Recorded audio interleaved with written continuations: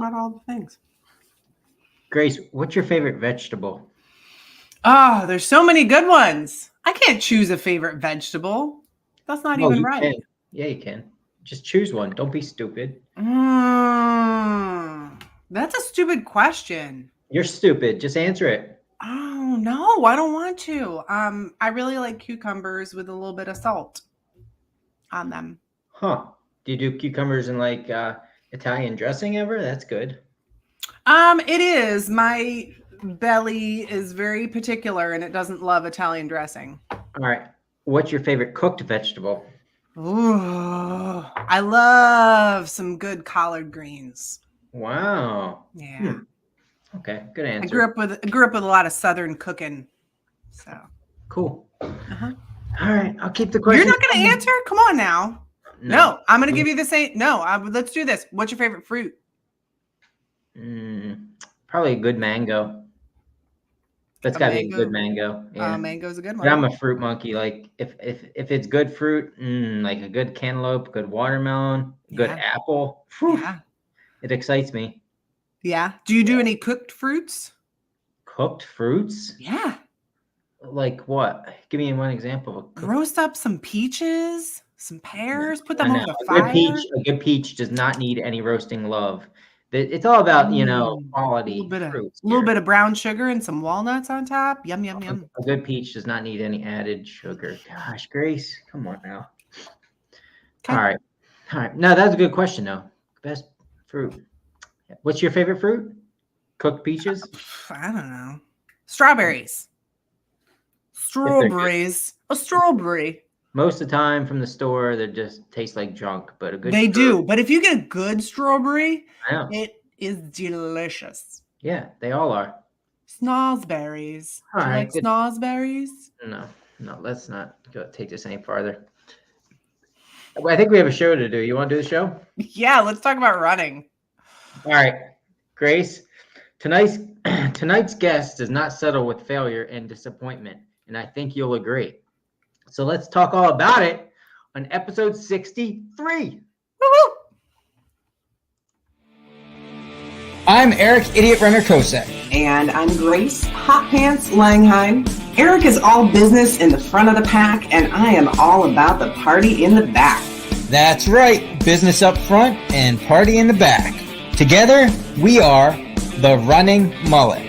And we are going to talk about every aspect of running, the podium to the DNF and everything in between. If you are a runner, this show is for you. Now sit back, get out your foam roller, and enjoy the party.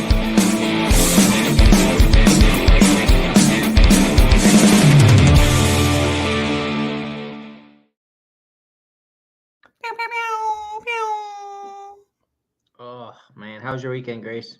My weekend was good. I did, Jason and I did some cleanup at a local creek. I got an award I got a gift card for the largest metal item found. I found a piece of guardrail. So we drug that thing out of the creek and did some hiking, did some walking, did some hiking and walking with Lacey on Mother's Day.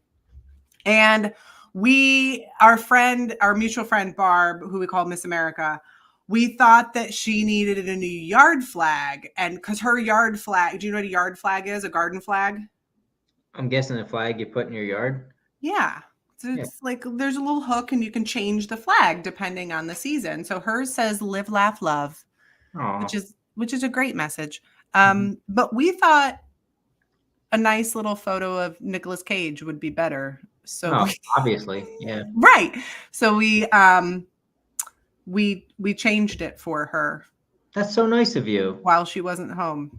Oh, well, that's just ironic, but I'm sure she would approve. It turns out she's not a big fan of Nicolas Cage. We may or may not have known that already. And but it was fun. I mean, he's done great work. I don't know what she promised. National treasure. I mean, come on. Oh, it was so the photos from Con Air. Oh, that's a classic. I know, right? Mm-hmm. Yeah, he's pretty badass in that movie. put down the bunny. Yeah. How was your weekend? It was pretty good. Nothing crazy happened. I think I got out for a run. Yep, got out for a run Saturday, and Lauren had a track meet Friday, pretty late, so we didn't get home till later. Sunday weather kind of sucked, but yeah, whatever. Yeah. Fabulous. Yep. So we have, you want to talk about our guest already, or you want to talk about any other things? Yeah, let's talk about our guest already, because there were, as we talked about before in a previous episode, there are a lot of FKT attempts, big effort attempts that are happening right now. Springtime is a great time for that kind of stuff. And so we have a good friend of the show, Trail Mama. She is out on the Appalachian Trail right now. So she's working on a through hike. She's working on doing the entire thing. I have an adventure coming up soon that I'm nervous about. And Jordan Copenhafer just finished up we had him on the show before, and he talked about his attempt for completing the Pennsylvania AT section, and he didn't make it before. But he did this time, and so we're having him on the show to talk about his crazy adventure. Yeah, and I mean, he is our first double or second booking guest, right? Officially. This Third? is three for him. All right. He's our first number 3. You've been on 3 times? What the heck? You gotta stop having me. Okay, so it was the first time to talk about your AT attempt. The second time was after you Eastern States. Yeah, Eastern States last year. Wow. We need to get him a medal or something like. Yeah. Yeah. That's impressive. Wow. You better keep doing some huge stuff to keep the streak going, because no one else is even close to you right now. Three-peat. He's a three-peat. So, I mean, Jordan just finished the AT through Pennsylvania. He did. I hate the word fail, but you did not complete it a couple months ago. What month was that? March? It was February. February. Yeah, early February. Early February, you went out to do the same thing, and you did not come. You got off the trail and decided to stop, and you quickly decided that you were going to do it again. You knew some things you needed to change and fix up a little bit. And then you just went out this past week. When did you finish? How many days ago? Yeah, it was last Monday, right before 9 a.m. Okay. So you finished last Monday, and you completed the trail, and you are the third fastest person to complete the Appalachian Trail through Pennsylvania. Unsupported. Right? Unsupported, yeah. Unsupported, which is a very important tagline to add to that. Yeah. Yeah. So congrats. And you did it pretty much right around the time that you were shooting for, correct? Yeah, my personal goal was under 125 hours. It's kind of modeling that based on a good friend of mine running Cocodona 250. Comparable miles, a little bit less elevation, but relatively comparable. And I wanted some sort of benchmark to just, base my personal timing objective off of. Obviously, I went after the FKT. Cal's mark of 4 days, 2 hours and 49 minutes is ridiculously fast. I beat my personal time by over 6 hours. I finished in 118 hours, 4 days, 22 hours and 48 minutes. So I was very happy with that time. Nice. And give us kind of the stats, the rundown. I mean, I don't want to compare it to Cocodona, because Cocodona is very, very difficult, but also they had aid stations. So let's just throw that in there. Yeah, they're totally different objectives. Entirely different. So first, kind of run us down of the stats of this section of the Appalachian Trail through Pennsylvania, with the vert, the mileage, all that. Yeah. So from Delaware Water Gap, the New Jersey state line, to the Maryland border, Mason-Dixon line, it is 230 miles and 31,000 vertical feet. And the northern half of the trail from Delaware Water Gap south of Duncannon through Cove Mountain, essentially just north of the farmland stretch in the Cumberland Valley. It is a lot of rock. I mean, there's good stretches of trail where you have nice running and not much rock, but it's just a ton of rock, and it absolutely trashes your feet. And that was something that I dealt with back in February. I went through that entire stretch, 115 miles of it, and I had to start this new objective repeating what I did 3 months prior, which was in itself a huge mental hurdle that I knew I needed to work through. And when I was out there, it was something that I really struggled with. I'm like, why am I out here doing this? This is just brutal. Yeah. And now before we get to that, because I want to ask that question, like, how do you get through the why thing? So first, can you also break down what does it mean to be unsupported? Because I think when you first learn about that it's just incredibly impressive. So what are the rules about being unsupported? And some of those rules it kind of depends on how you want to interpret them. So how do you interpret unsupported, and what rules did you follow along the way? Yeah, so carried all of my own gear, all of my food, and means to treat water, filter water along the way. I had the ability to fill up water at water sources that were natural on the trail. So the first real town that I went through, Duncannon, I could not go into the Quick Mart, the Sunoco gas station. I could not buy food. I could not fill up on water. My personal style of unsupported is I also don't even throw out my trash. So I ended up carrying 5.9 ounces of trash till the very end of it, which is, not that much, but that's just how I go about it. Bob Stewart does kind of the same thing. So when he said that's what he did, I'm like, that's the way to do it. So I just want to repeat that. So that means from the very beginning, you had to carry all of your food that you thought you were going to need for the next 4 days, and better hope that it all looks appetizing, and better hope that it doesn't take you 6 days, because you don't have enough food for 6 days. You only have enough for 4, but you're carrying all of your sustenance for a 4-day effort. And not just a 4-day effort, but 4 very long days, because you're running into the evening, you're getting up early, and you want to cover over 200 miles. So it's not like you can get away with a small amount of calories. Yeah. Calories wise, I had 20,715 calories, and I ate 17,595. So running average, it was 148 for the entire time. I have a spreadsheet.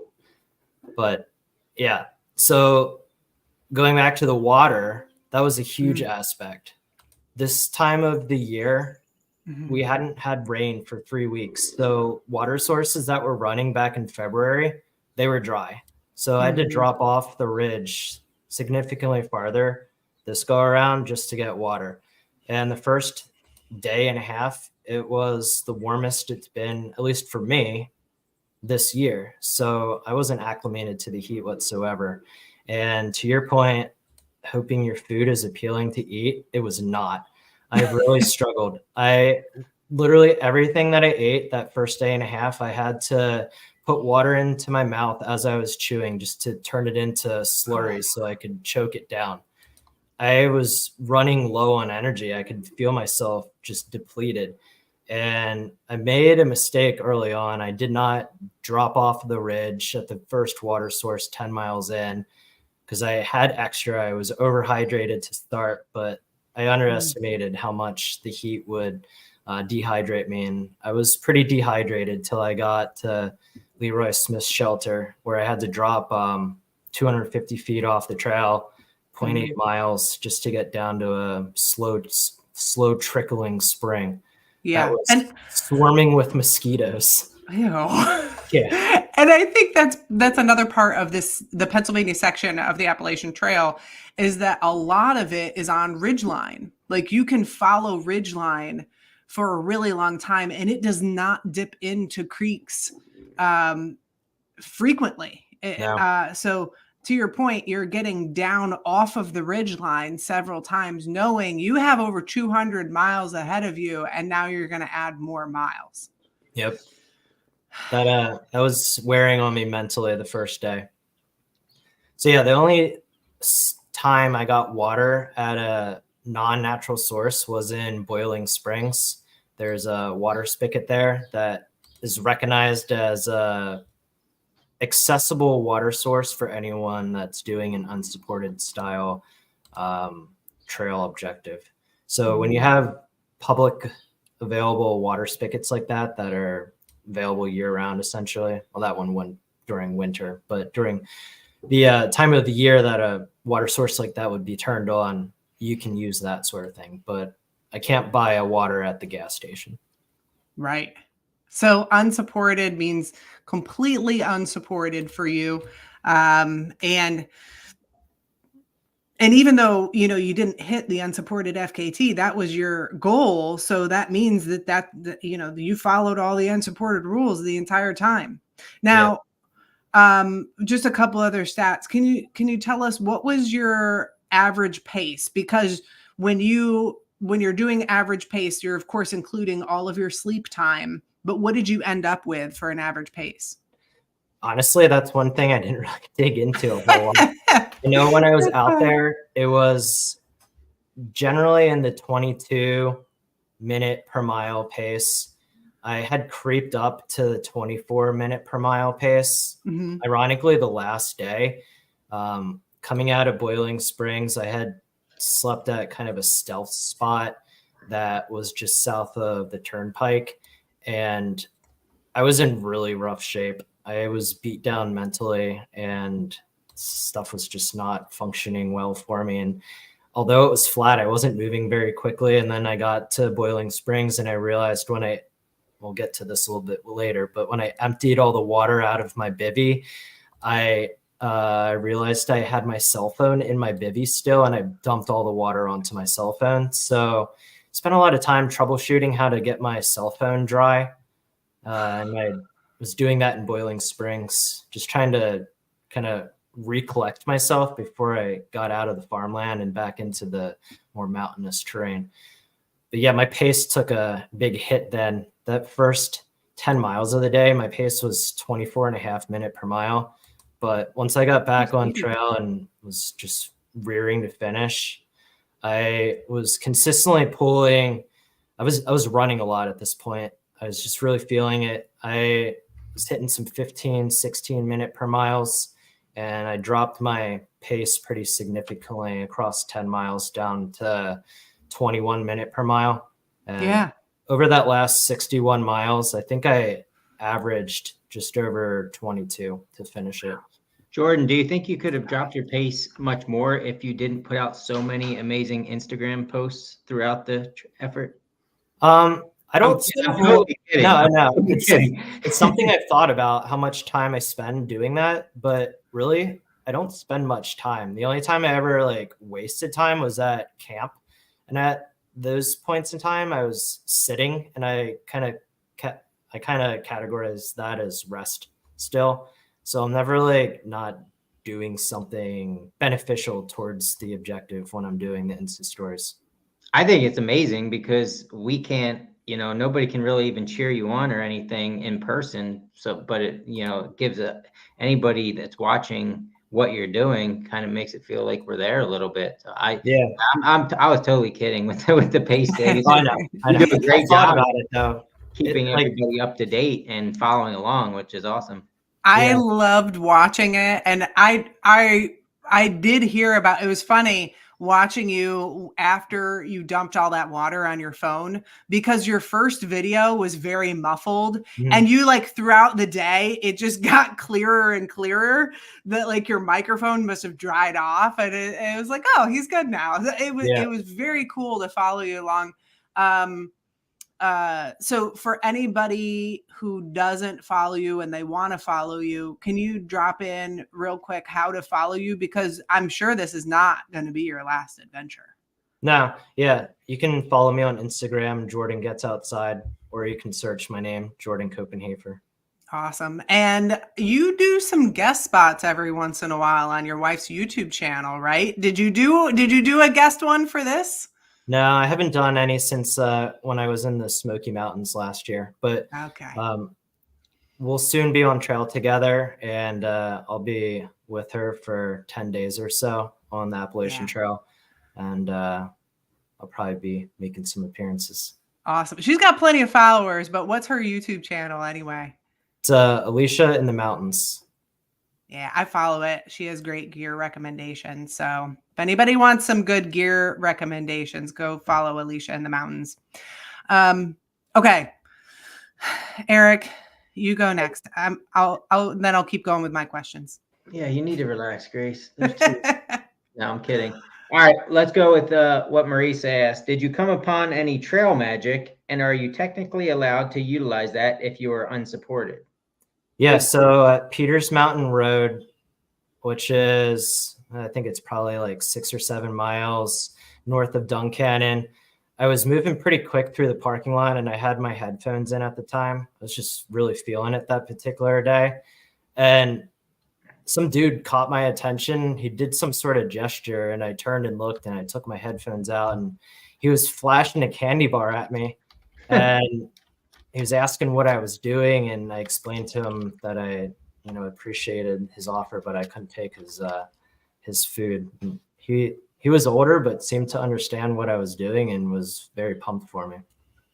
So that was kind of it, though. I came across some water stashes where I, otherwise could have filled up my water on the ridges. A lot of trail angels will put out water bottles up on the ridge tops in northern PA, and I came across the cooler that was potentially filled with stuff. I didn't even take time to look, though.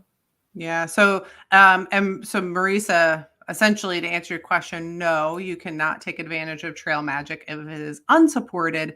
If it is self-supported, you are allowed to take trail magic or help. You can take help that is available to anybody else who would also be on the trail. As long as it's available to every other hiker, then you're allowed to take it. So that would be the self-supported or the supported fashion. Both allow for that. But unsupported does not. Unsupported, you can't pick up a Snickers bar that was on the ground, the forest floor, right? That's I mean, I know, like if you find it, I don't really know. I would probably lean towards leaving it be. Yeah, your best bet is to leave it be, but that's different than somebody offering it to you for sure. Right. Yeah. Right. You can forage in unsupported fashion. You can. Yeah, you can forage for like if there's berries or something like that. If you're in an unsupported fashion, yes, you Marisa just said, what if it grew there? Correct. If the Snickers grew out of the ground. I've seen a Snickers bush before. It's glorious. You want to pick all the Snickers you can off of the Snickers bush and stuff them in your sack and keep that going. Sounds really good. So, I mean, I don't want to rush through your story, but I know things got really good, and that's my opinion of good. Towards the end, when you started, you pretty much made a one giant push at the end. But where did, obviously it went a lot better than your first attempt, right? Would you agree with that? The first 3 days, no, it didn't. I was slower, actually. That was kind of planned too. I ran a bunch the first time, and I was planning on not running until the end this go around because I had so much wear and tear on my body in those rocky sections. So I was about 15 minutes slower through the halfway point, and mentally I was in rough shape. Like I said earlier, getting through those 115 miles of brutal rock again after having just done it 3 months ago really took a toll on me that I don't think I was able to process in advance how challenging mentally that would be to do that again.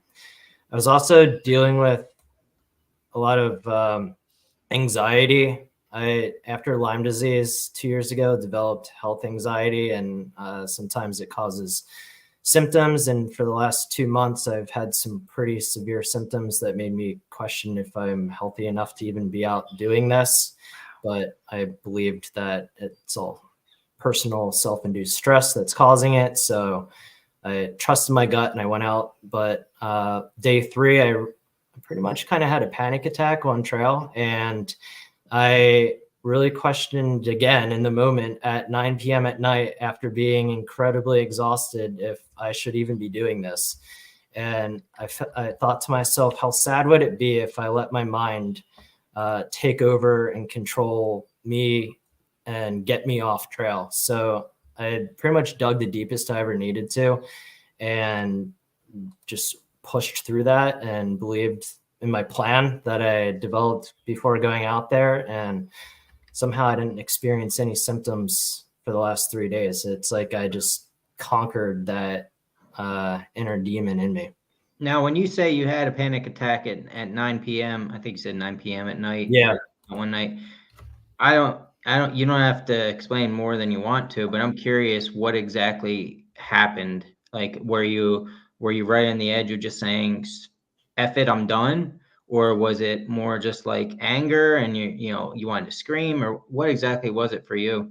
I've been dealing with heart palpitations, and being a critical component of your body that for an endurance athlete is about as important as it gets. Yeah. It freaks me out when I feel it, and I was feeling it a lot that 3rd day. And there was a moment in time where it really ramped up around 9 p.m. that night, and it really freaked me out. I'm in the middle of the woods, I'm exhausted, and just trying to figure out what I should be doing, what is in my best interest long term. Right. So you figured out that your best interest was to basically, keep going. Don't even think about it and just keep going, right? Pretty much, yeah. I mean, I've been dealing with it for a few months now and off and on for the past couple of years, but I knew it was going to happen at some point in time. At least I thought it would. And I anticipated that, and I came up with a plan of how I should react when it happens. And I went back to that plan and I stuck to it and pretty much worked through it. So one last question, I promise, Grace.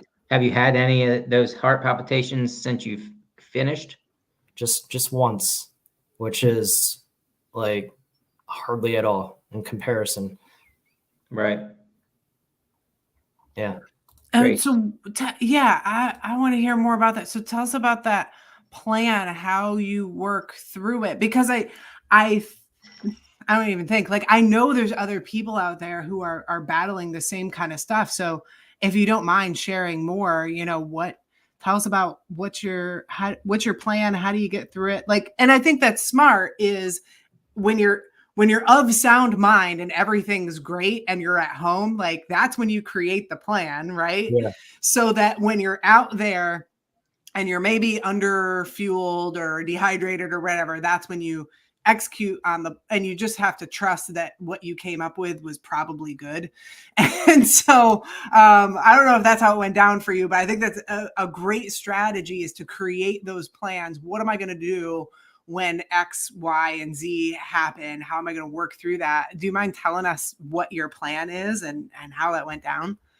Yeah, I know for me, stress is the trigger. And I knew I had been, for the 3 days leading up to that, stressing about just how many miles I needed to do each day to finish this trail and the amount of time that I had allotted. And I knew that was weighing on me.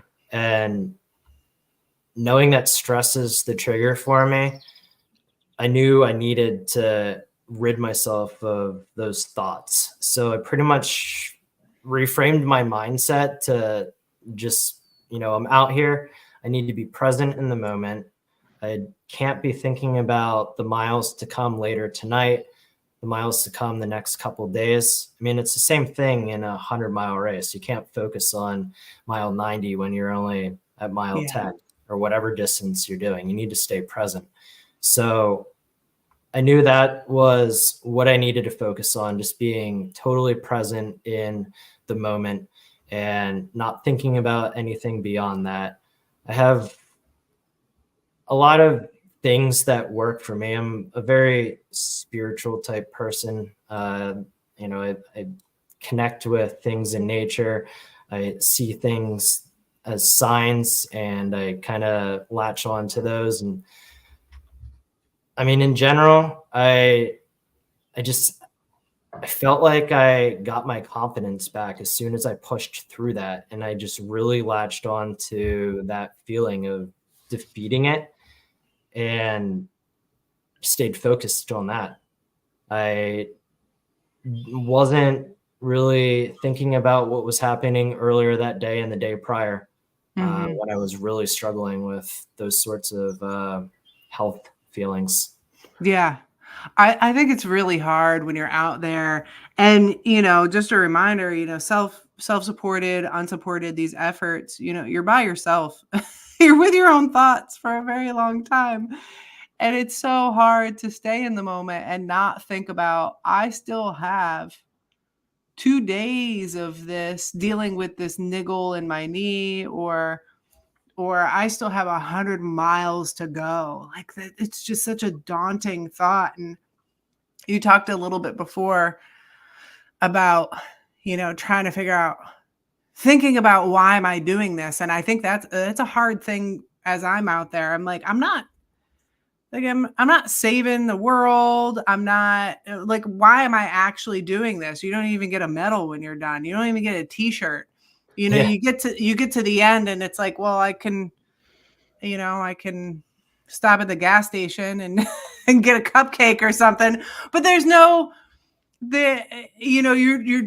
you really have to get this great sense of why. And I'm sure that's different for everybody, but I think it is hard to do that when you're out there just trying to filter water, choke down some more maple syrup, find the Snickers tree.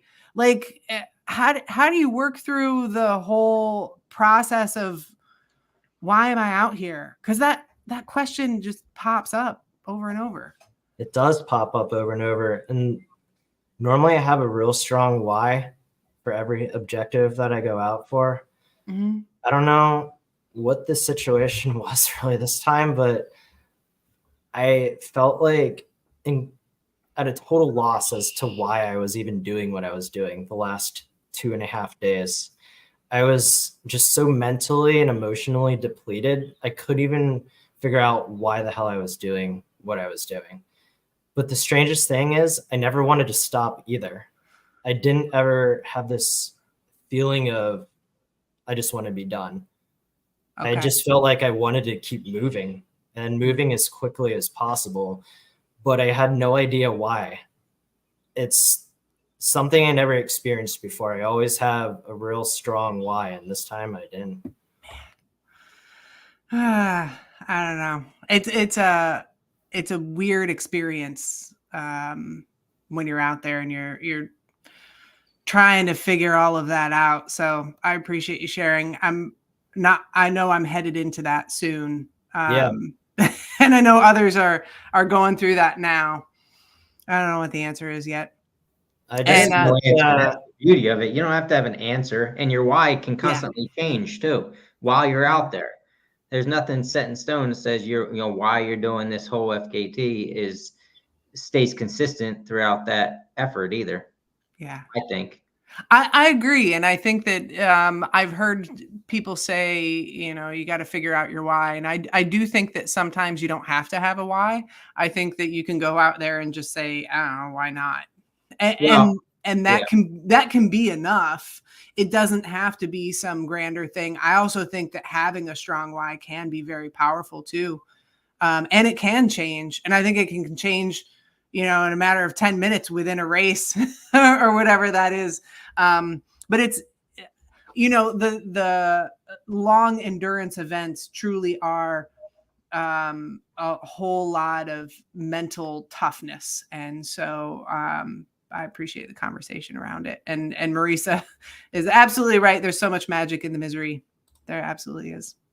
Yeah. Can't explain it, but it's there. I think really my why was more so I wanted the experience. And to me, the experience involved doing the entire stretch of the PAAT. And I think for that reason, I didn't have this definitive why. It was just, a broad experience, and the experience you can't really define in advance. It ends up being what it is. Yeah. So Anthony Arthur is asking, would you consider doing it again, and I'll add in, or do you feel completely at peace with slaying that monster, and you did what you set out to do? It took you 2 tries. Is there something, do you look to go different and different challenge next, or do you think you see yourself back on this course again? I don't know when, but I'll be shocked if I don't do it again. Wow. I'll say it's not going to be my next objective. I've shared with you guys I'm running Cocodona 250 next May. So that's kind of my focus in the next year. But beyond that, there's some other trails that I'm really interested in. I'm not going to be breaking an FKT, but I'd like to get on the long trail in Vermont. Mm-hmm. And there's some other regional trails that I want to check out. But I don't know, something about the PAAT, it's in my heart, and I am highly likely to go after it again. And there's stuff that I'll do different. Nice. That's the beauty of it. You can figure out, you can fine tune it as you go. Yep. So I'm gonna need a break from the rocks, though. Yeah. I don't know how you went after them so quickly after the first attempt. That's a long section to mentally know that you gotta get through before things might get easier, Yeah. My feet were in such rough shape. I have no idea how I walked on them. Like, I was done, and when I got out of the car, when I got home, I practically fell over. If Alicia wasn't near me, I would have fallen. Like, I couldn't walk, but I somehow was moving and running on those feet that were not broken, but they may as well have been. My ankles and feet were so incredibly swollen. How are they today? I mean, blister. They're back to normal. Yeah. No lost toenails or anything? Nope. I got a few blisters in my right foot, which for me is unheard of. I don't ever get blisters, but I did this time. And I felt these weird sensations in that foot. And I took my shoes off. I'm like, oh, that's what a blister feels like when it's starting. I didn't know what it was. I thought there was just like leaves in my shoes or something. Was there any hallucination stories, or you stay pretty sane? I'd say no hallucinations. However, I was certainly bouncing off of the trails south of Caledonia State Park.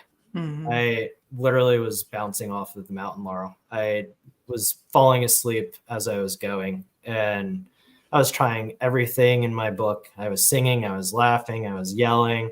You're probably gonna laugh about this, but I like to pet the pine trees when I go by them because they're so soft. I feel like, it's how I connect to the outdoors. I was petting every freaking tree that I walked by. I was just trying to stay awake, and I could not. I was just falling asleep, and finally sat down on a log. I had my last quantum energy square that has caffeine in it, and shoved in as much food as possible, hydrated myself, and that did the trick. I wouldn't say I felt great the rest of the night, but from 2 a.m. until sunrise, I at least had enough energy to stay focused. And fortunately, I did, because I got in some real technical wet rock that I probably would have taken my first fall off. Yeah, so I didn't fall the entire time. Wow. No broken poles this time, right? Yeah, no broken poles. Makes a big difference. Yeah, it does. And can I just say this too? Like, the wet technical trail, it's not just like, it's so easy to just step on a rock and then your foot slides forward, or you'll somehow like end up underneath a rock. Like, man, the trails are just so rocky in Pennsylvania. My advice, don't head to the mid-state, because I don't think that's going to help any if you go there. Now, go ahead, Grace. I still got so many questions. But let's go over to Marisa. She asked, did you see any wildlife? Tell us about what you saw. I saw a lot of deer. I saw 2 black snakes, maybe a third right near Pulpit Rock. I saw 5 porcupines. Wow. I saw some rabbits. And how many? This is going to be my next question, so I'm going to throw it in here. How many humans did you see in your 4 days, roughly, ballpark? There came in chunks because through hikers are starting to come through. So right. The first day I saw a chunk of maybe 20, and then there was a break, and then maybe 20 more day 3, and then not too many, and then a little bit less, maybe 10 the last day. Oh, enough though that it kind of takes your mind off the monotony of being alone, I guess. Yeah. Right. Yeah. Nice. Now, anybody who's watching the live stream, so just a reminder, you can join in on the live chat through the YouTubes and through the Facebooks if you would like to. We're always on live 7:30 every Monday. And if you're joining us live, then you will see that you have changed your name to Jordan Whipsnake Copenhafer. And I don't know that you had that nickname before. I don't think so. So can you tell us about, well, I shouldn't say nickname, trail name, right? So can you tell us about your trail name, how you got it? What does it mean? Yeah, the easiest explanation is once this is over, Google Whipsnake Steve Clymer. It's, I don't know if parody video is the best description for it, but it's a very funny video with a guy wearing the French wedge, and he's got a backpack that is probably about 10 to 15 feet tall, and it whips around like a snake. So my very first backcountry snowboarding trip, which was also my first like overnight trip, I was up at Tuckerman Ravine in New Hampshire, and I didn't have all the right gear to go overnight. So I had an 18-liter Deccan backpack, snowboard pack. So I had my solid snowboard strapped to that, and I had a very large Coleman sleeping bag bungee corded to the snowboard, and I had other gear strapped to the snowboard and a trash bag on top. And it extended probably 4 feet above my head and looked absolutely absurd. So for the longest time, Alicia was not a huge fan of my prior trail name, Snack Break. And I lost interest in it too, because I no longer break to snack. So it didn't really fit me. Mm-hmm. And I adopted this new trail name about a month and a half ago. Nice. I like it. That's a good story. I am definitely watching this video. Whipsnake Steve Clymer. I could already see the screenshot of it, and that's hilarious. Yes. Now, Arthur had always asked start and end weight of your pack. And can you give us your weight, no food, no water, weight with food, with water, you know, all the stats of weight? Yeah, my base weight was 12.4 pounds. So that's without food and without water. Mm-hmm. And I went out with a total weight of 25.5 pounds, but I ended up adding another liter of water to it. So it got even heavier than that.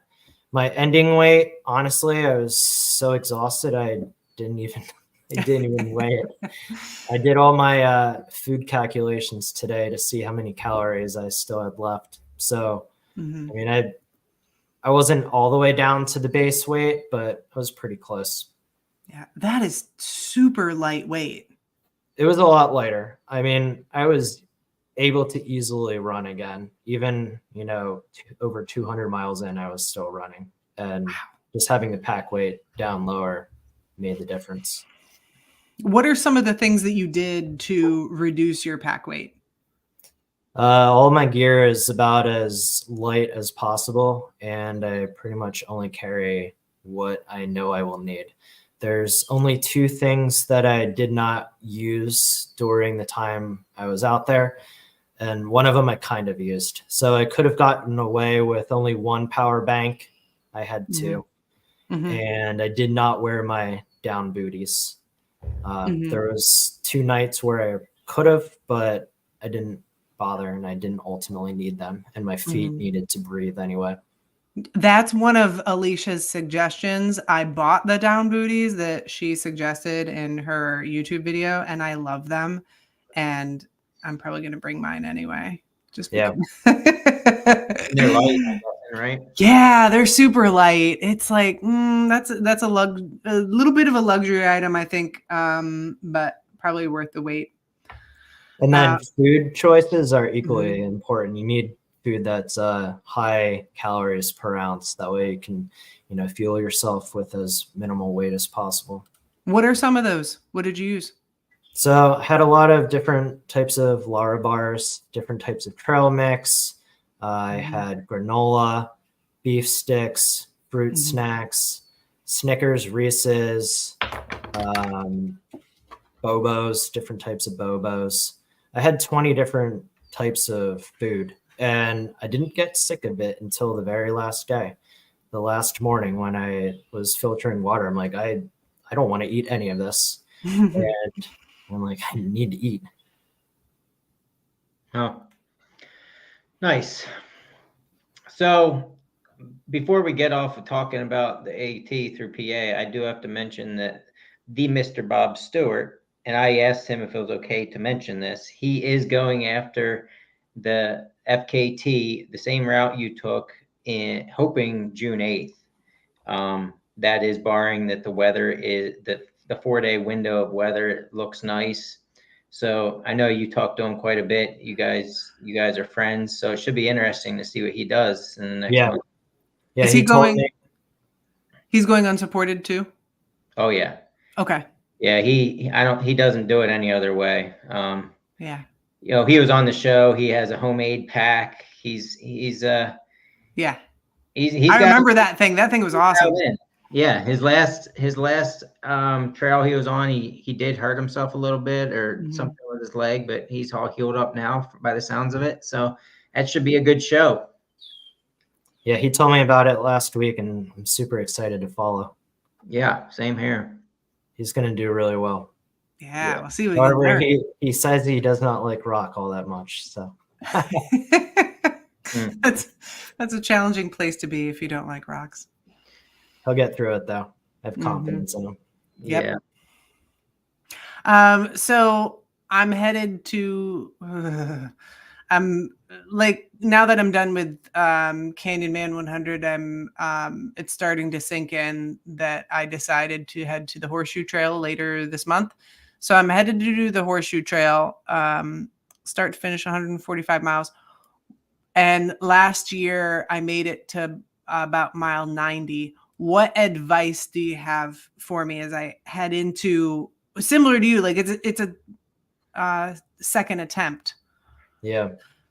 You got to find a way to forget about the fact that you did it already. You need to come up with a way to make it fresh and exciting in your head. And it's got to be personal to you. That's the one thing that I struggled with. I game planned for it, but it didn't work as well as I hoped. It's going to be a different experience. The weather's going to be different. The trail's going to look different. So just got to approach it with a fresh mindset. Okay. I did not have that in mind. And so I'm really glad that you said that. That wasn't even in my head to really consider, like, I've been here before. And how do I make that first 90 miles exciting and interesting? Because 90 miles is a long ways to go. And just think about how I've already been there. Yeah. Maybe it won't impact you as much as it did me, but it's something I would certainly account for. Yeah, I think it's a really good point. I hadn't thought about it before, so I appreciate it. All right. So I'm gonna close off my questions. I think my questions are complete. My questions are complete, Eric. My questions are complete. I rest. Jordan, you're awesome, man. We don't have you on just because we can't find any other guests. We love your stories.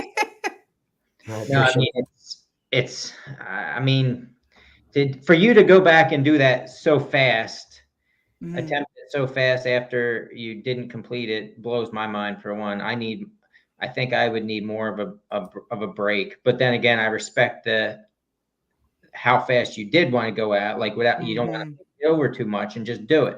And I mean, I sure hope you're proud of yourself, because it's an amazing trek. Yeah, I am. I mean, I kind of pride myself in running outdoors in all sorts of challenging weather, snow, rain, whatever it may be.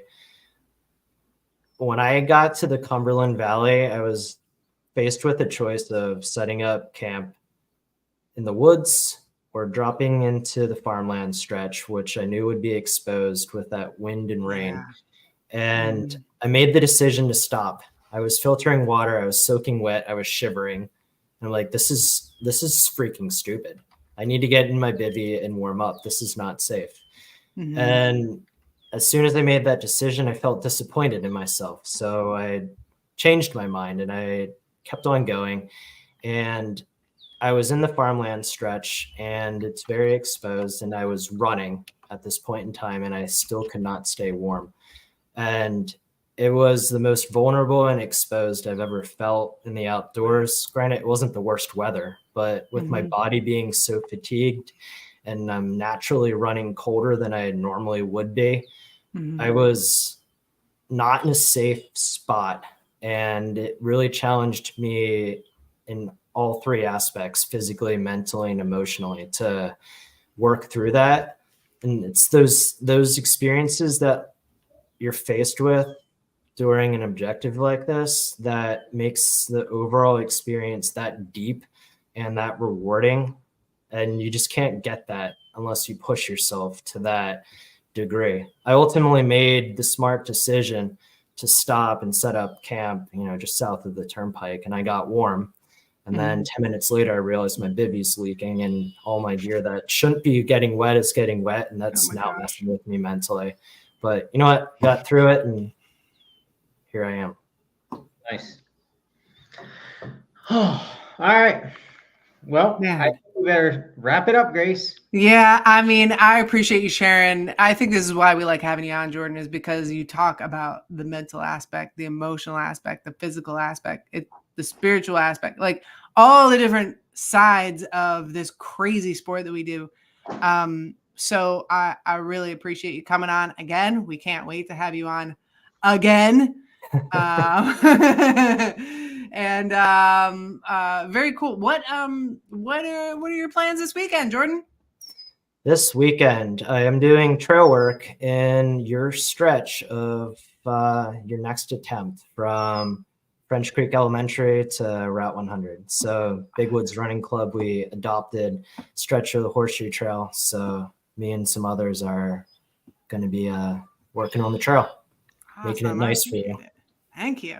I appreciate it. I appreciate last time I was out there with Marisa, the blazes looked really good. And that was where we stopped.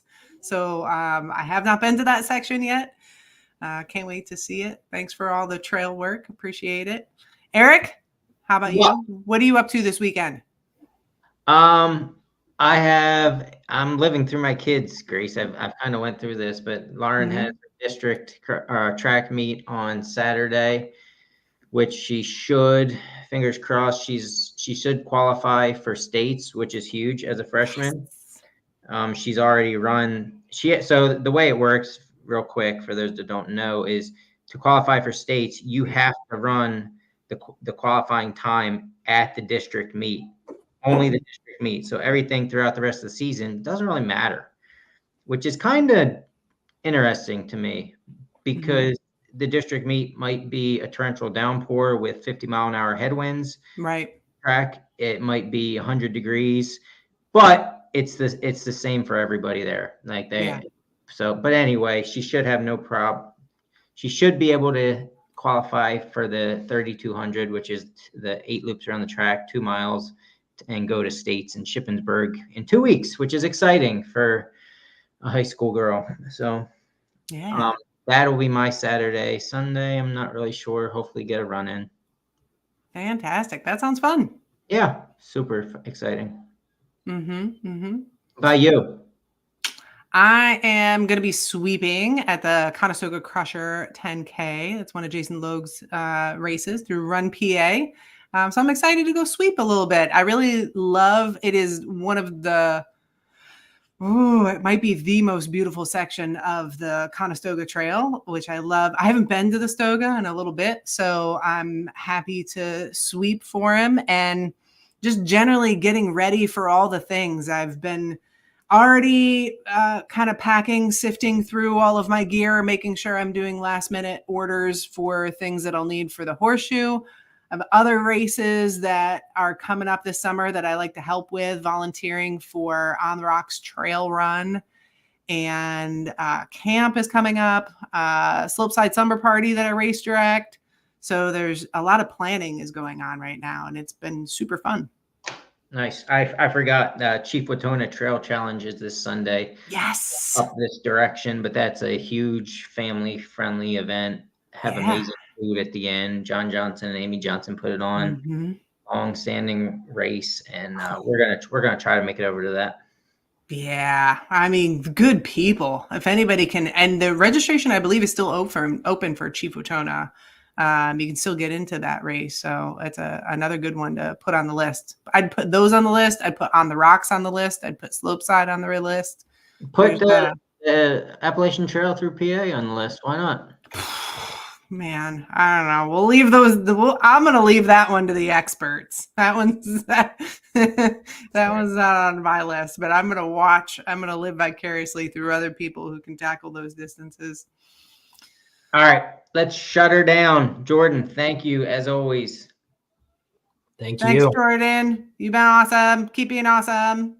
Grace, Thank you for being Grace. Marisa, thank you for asking all the questions on the YouTube channels. And Anthony. Yeah. Yeah. All right. And for everybody else, tune in live Mondays, 7:30.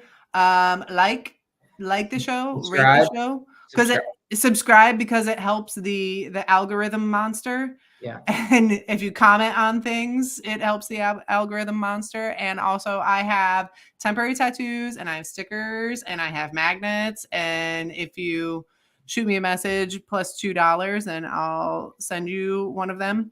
And we have other fun stuff that is coming up so that you can have all the swags. Yeah. And if you poop, you get a sticker. So that's a different set of stickers, but yeah, something to think about though. You get a sticker it is worth celebrating. That's all I'm saying. All right, everyone. See you next week, 7:30. Okay. See you. Bye.